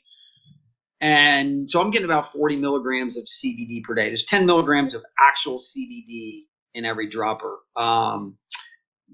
Again, I'm pretty darn sure we're the only company that's completely honest and open and about everything what we actually have in these bottles. We don't try to play funny business with the labeling. When I say 100, it's 100 milligrams of actual CBD, but all those other cannabinoids that we talked about are also in here. So one dropper, for example, of this one would have 3.3 milligrams of actual CBD, live bioavailable cannabidiol. And then you would also have 11.2 milligrams of total hemp extracted oil. Okay, so of the 11.2 milligrams, 3.3 is the CBD because it's about a 30% CBD concentration. Okay, again, it's just being how you want to treat people, right? I don't want people to try to trick me with a product, so we're honest. Other people, they may try to say that it's, this is a 300 ml bottle because they're going to tell you the whole hemp amount or some other funny business number. But I just wanted to make that point real quick. We've hit a lot of my major points that I definitely wanted to talk about. One thing I did want to bring up, and this is another big area of confusion and a probably just as big area of, I'm going to call it, tricky or misleading labeling on the part of companies. Similar to the CBD powders, different, but similar type thing, where people are trying to jump on the CBD bandwagon the easiest way possible, okay? So there's actually a couple pet industry companies now that have come out with products that, they'll even have marijuana leaves subtly all over their stuff and all this and that. They're only using hemp seed oil. And Andy, we talked about this earlier. Hemp seeds, everybody, wonderful, amazing protein source. Probably one of nature's absolute perfect protein sources, right up there with lentils. I mean, if you want the most perfect ratio of the omegas and the essential fatty acids, you probably can't do better than hemp seeds. But hemp seeds do not contain CBD or those cannabinoids.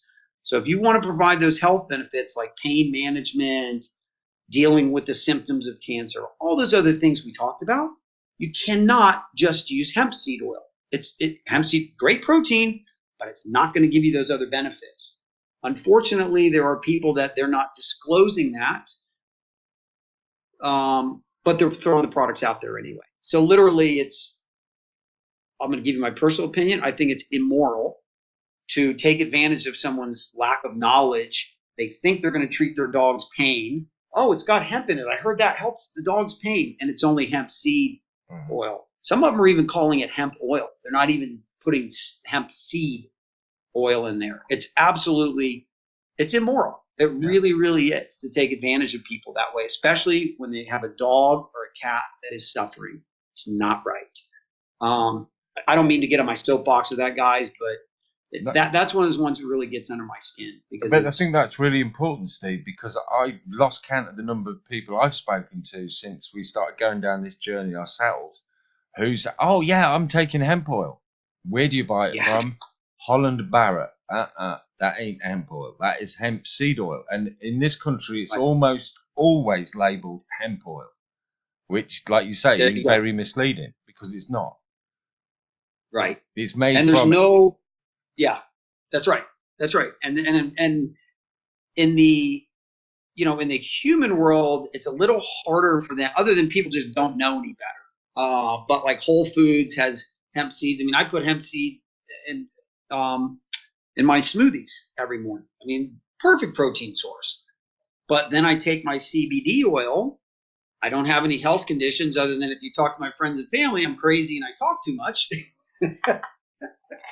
But I take the CBD oil every day because I know what it does.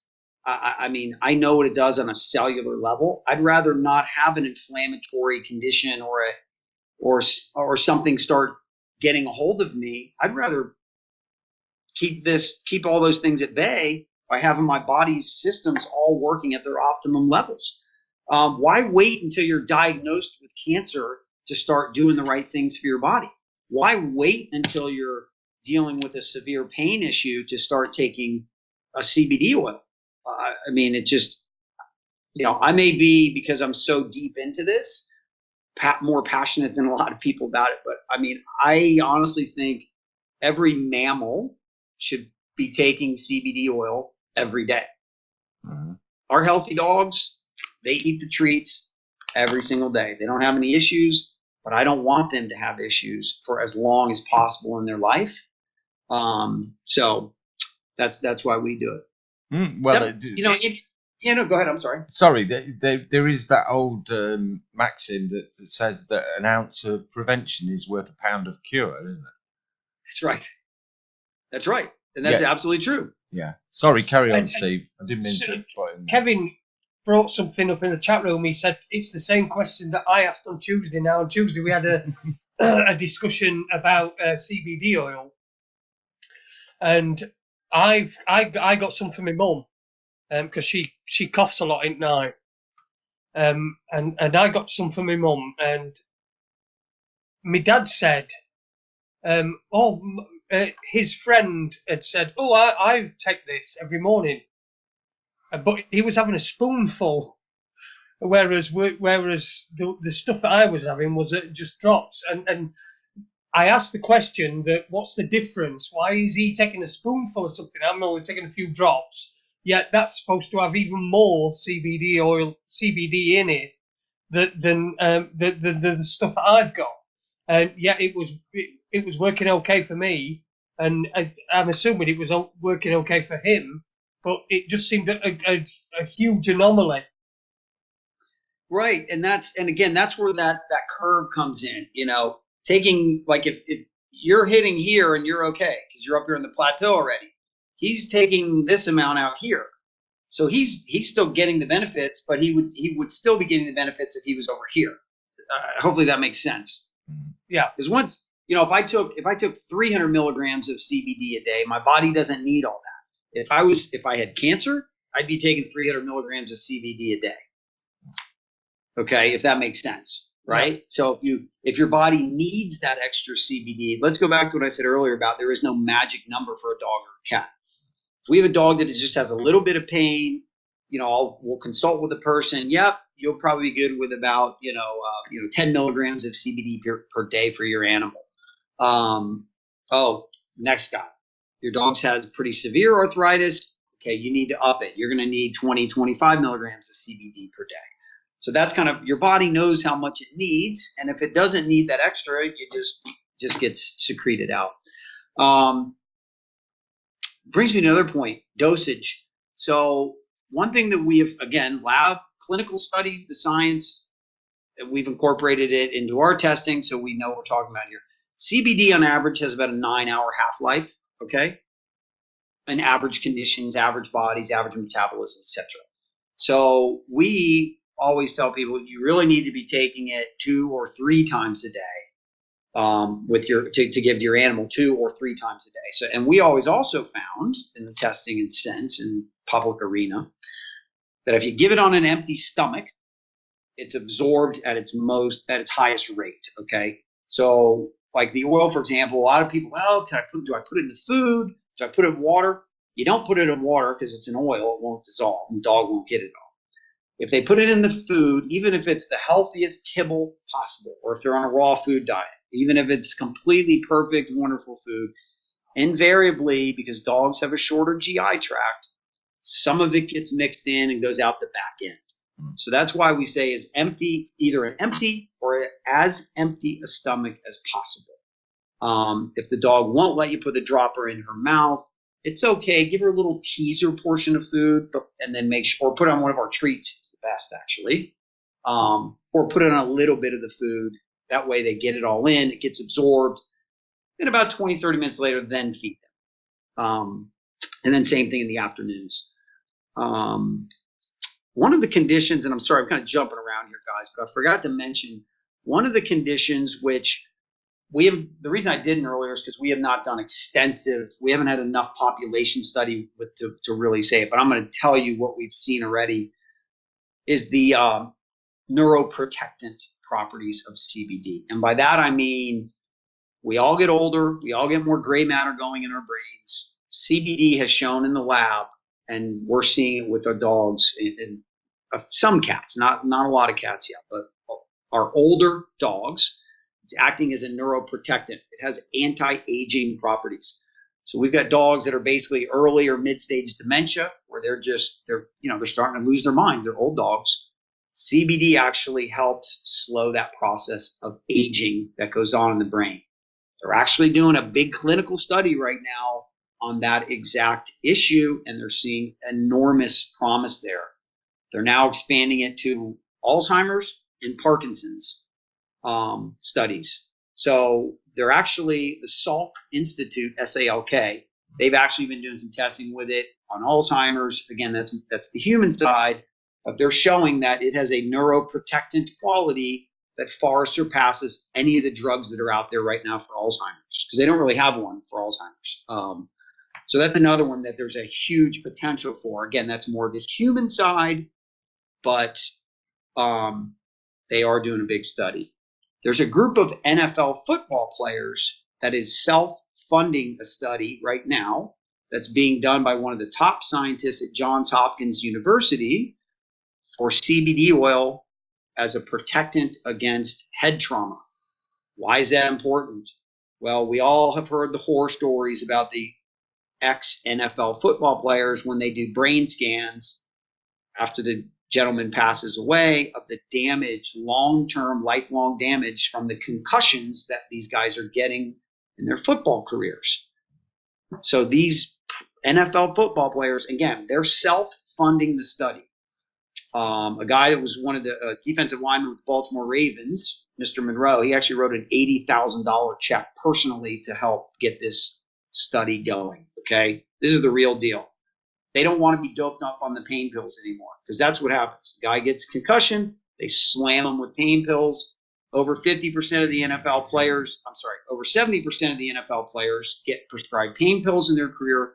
Over 50% of those end up addicted, or they become dependent on the pain pills. So that's why it's that big a deal for these guys. So there's a lot of forward progress, but it's stop, start, to be honest with you. Back to a couple quick comments, guys. A couple other quick things I wanted to make sure we talked about real quick. Extraction processes. You heard me earlier at least throw in there supercritical CO2 extraction. Okay. Let me quickly, I know a lot of the listeners are they're gonna understand this. I'll be boring them, so I'll apologize in front, but most people don't. Supercritical CO2 extraction is where they take my plant material, they take it to greater than 10,000 psi, extremely ridiculously low temperatures, and literally force and freeze the beneficial oils out of the plant. That means it's been unadulterated, it hasn't touched any toxic solvents. That's why we have the results we do, because it's the pure plant in its live bioavailable form. The body can absorb it, it's doing what it needs to do, it hasn't been hurt or impacted in the extraction process. How are the other guys doing it? Well, they do BHO extraction, ethanol extraction, or one of these other toxic chemicals are used to leach and extract the plant, the oils out of the plant. BHO is butane. That's the dirty little secret in the marijuana world. Colorado, California, all these places, is that they take the plant material, they put it in a big vat of butane, yes, lighter fluid, and it seeps the oils out of the plant, leaches it out of the plant. The thought is that they're able to get the plant material and separate it from the butane and evaporate the butane off. Problem is they've got 25-year-old kids that they've shown a 10-minute YouTube video, and here you go make our extracts. And 100% of the time, whatever they were using to do the extraction is there in the final product. Kind of scary stuff. So we use the CO2 extraction, again, highly technical, very expensive way to do it. But if you're going to do it the right way and are producing a medical product, it's the only way to do it.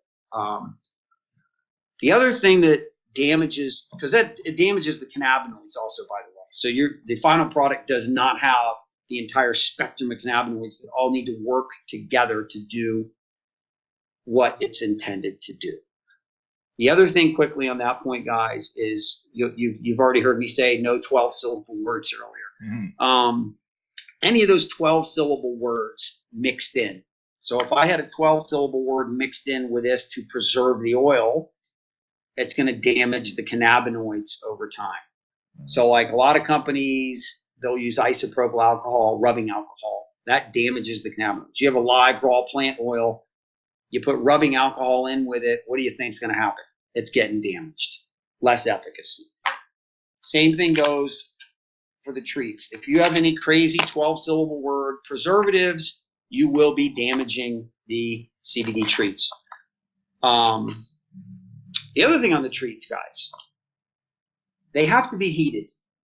So even though I have a mad scientist chef with unbelievable talents, knowledge, and experience of doing these things, even with our team, we came up with a proprietary cooking method that's literally step by step by step by step. Even with what we've gone through, not all of those cannabinoids are live, bioavailable, present in the final products. I guarantee you my treats have more of those cannabinoids than any other CBD treat out there. But because it has to be heated, some of them are damaged and eliminated through that process. That's why we said with the condition, you're going to want to use the oil. And again, no 12-syllable preservatives in ours. We have honey, which, as you guys know, because you use honey in your topical, Andy, honey is a natural preservative. So that's our main preservative. And then just to make sure we have sufficient shelf life, we have to add vitamin C in the form of ascorbic acid. But there's none of those 12-syllable man-made words in our products, and you never will see those in our products. Nothing from China. None of our ingredients are for China. Everything's USA sourced. Other than we've got a couple things that are organic from the Philippines, like the bananas and the coconut oil. But yeah, you can do things right. There's only one way to do it, right? Well, I'm saying what you said about honey there. I'd just like to take this opportunity to thank my good lady, because all the way through this, I mean, I've had a terrible chest infection for a couple of weeks now. I'm starting to shake it off, but she's been providing me with regular hot cups of lemon, ginger, and manuka honey tea, and it's been helping me keep going through this. So, yeah, thank you, Tina. Yes, excellent. So, yes, thank you, Tina, from all the poor people. I love it. We call her Mother Tina around these parts on Raconteurs News, because she's a bit of a mother to everybody. She's the one that books all the guests and sees to everything and makes sure she plays music.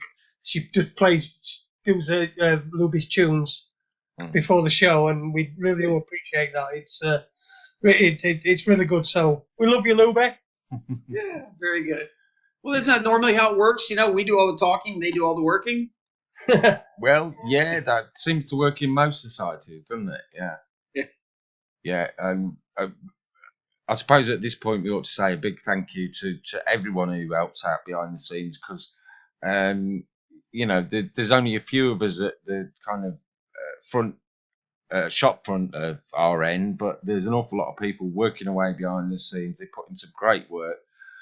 Tony Hurst, he does the website for us, and he also plays some music on a Friday night usually, but Tony's not available this Friday, so Lee will be doing it this Friday, Unique Lee, and I think we've got Keno's Tunes coming up 8 o'clock tomorrow night, and I believe it's going to be all cover versions this week, so that'll be an interesting one, and then Lee's going to fill in a bit later. And we've also got Nick and Jimmy, who furiously writing code behind the scenes so that we can have a new broadcast system and a new player on the site. We won't need to rely on Spreaker with the shortcomings that it does have. So we'll have a more professional setup. Thank you to everyone who does all that great work behind the scenes. We couldn't do what we do without you. And Have you got any final words for the listeners, Steve, before we Well, have to I was about. Sorry. You give us website details and your Facebook details, Oh, that yes, sort of please. thing. How can people get in touch? How can people get your products and Oh, see all the stuff? So yeah. well, we've got wonderful pet retailers all over the United States. So if someone wants to shoot us an email, we'd be happy to share one of our retail partners. And if we don't have one near them, then we let them buy online, through the e-commerce. But what we do is if someone is in the area of one of our pet stores, we try to send them over to one of the brick and mortars because that's the right way to do things. I mean, they have brick and mortar costs, employee costs, and everything else. So we'd rather let them make money because then we all expand this wonderful journey as a team. You know, we can't do it ourselves, just like you guys can't do it yourselves, right? Mm-hmm. So our website is petreleaf.com. And remember, that's leaf, like leaf on a tree. So it's RELEAF.com. Somebody came in and spelled it the other way to try to jump on my bandwagon, which I'm none too happy with, but I always make sure it's leaf, like leaf on a tree there. So the other way for people like retailers that are in the industry, it's not open to the public, but the Super Zoo, which is I guess one of the largest trade shows in the pet industry, that's in Vegas the first week of August. So we'll be in booth 4041. We're sharing that booth with our distribution partner that's based out of Colorado. And so we'll be there. You probably gathered with me rambling here for two hours plus that I like to talk about it. So anyone that's there at the show, come say hello and be happy to bore you some more. That's fabulous. I'd like to say a big thanks to Steve tonight. It's been absolutely fabulous. By some synchronicity, it's fitted in perfectly with the off-the-cuff show we did on Tuesday night. Those synchronicities seem to be flowing thick and fast at the moment, and it certainly makes life interesting. I'd like to say to everyone, please stay tuned for Doc Rock tonight. He's got insurance. Maybe might sound like a boring topic, but it certainly won't be with Dr. Rock and Simon Spaniard and Mark Moxon. I'm really looking forward to listening to that one myself while I edit the podcast. Big thanks to Jason, as always. Thanks, mate. You're doing a great job there. And I do hope that as your business grows, you perhaps be able to find a little time sometime in the future to come back and report to us how you're getting on and how things are developing with you, and you manage to keep out the grips of the pharmaceutical companies and the government. Okay. As long as I can borrow that pharmaceuticals term from you, I'd love to come back. I borrowed it from Uniquely, so I'm sure he won't have a problem with that. Yeah. Great stuff. Okay. Didn't Uniquely?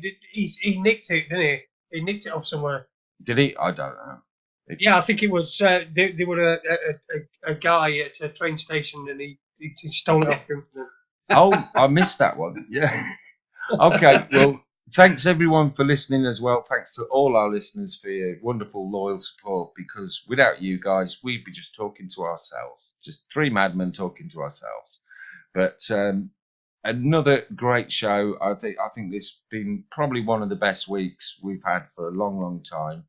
And thanks again, Steve. Thanks, Jason. And thanks to everyone else. We'll play out with a tune from Jason's good friend, Heath. And stay tuned for the doc. And by the way, if the new show doesn't appear because of the Spreaker limitations, just give a quick refresh at 9 o'clock and Doc Rock will be up then. Thanks, everyone, and good night.